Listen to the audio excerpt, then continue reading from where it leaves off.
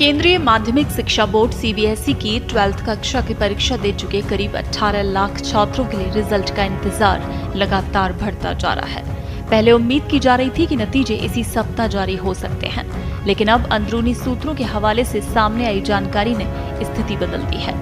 ताजा रिपोर्ट्स के मुताबिक मूल्यांकन प्रक्रिया में तकनीकी दिक्कतों के चलते रिजल्ट में देरी हो सकती है।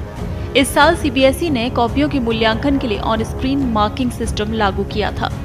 इस नई व्यवस्था के तहत उत्तर पुस्तिकाओं को स्कैन करके डिजिटल रूम में कंप्यूटर पर जांचा जाना था, ताकि मूल्यांकन प्रक्रिया तेज और अधिक सटीक हो सके। हालांकि ये तकनीकी बदलाव बोर्ड के लिए अपेक्षा के विपरीत चुनौती बन गया है।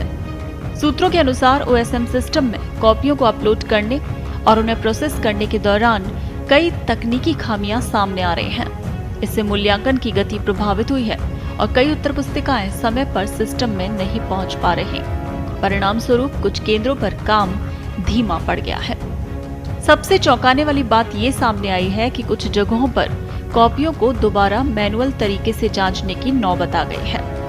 रिपोर्ट्स के अनुसार उत्तर पूर्वी दिल्ली के एक सरकारी स्कूल में लगभग 800 आंसर शीट्स ऐसी मिली जिन्हें डिजिटल सिस्टम में स्कैन ही नहीं किया जा सका।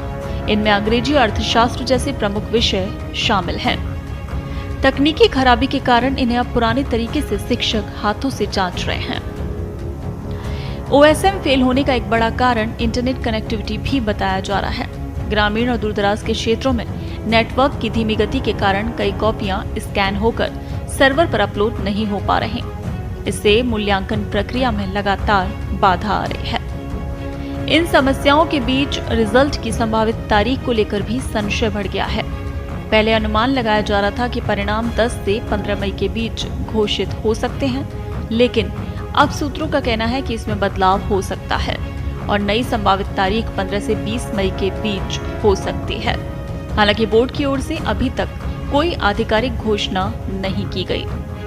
सीबीएसई अधिकारियों का कहना है कि अधिकांश मूल्यांकन कार्य लगभग पूरा हो चुका है और अब केवल अंतिम प्रोसेसिंग का काम बचा है। देरी को कम करने के लिए बोर्ड ने विशेष कदम भी उठाए हैं। बोर्ड ने 5 स्पेशल टीमें गठित की हैं, जिनमें अनुभवी शिक्षकों को शामिल किया गया है।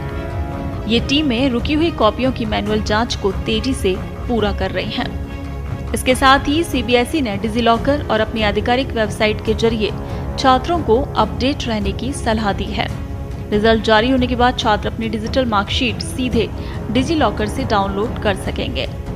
फिलहाल 18 लाख छात्रों की नजरें रिजल्ट पर टिकी हैं और हर दिन बढ़ता इंतजार तनाव को और बढ़ा रहा है। तकनीकी बदलाव की ये कोशिश जहां भविष्य में प्रक्रिया को बेहतर बनाने के लिए थी, वहीं इस बार वही व्यवस्था छात्रों के लिए देरी की वजह बनती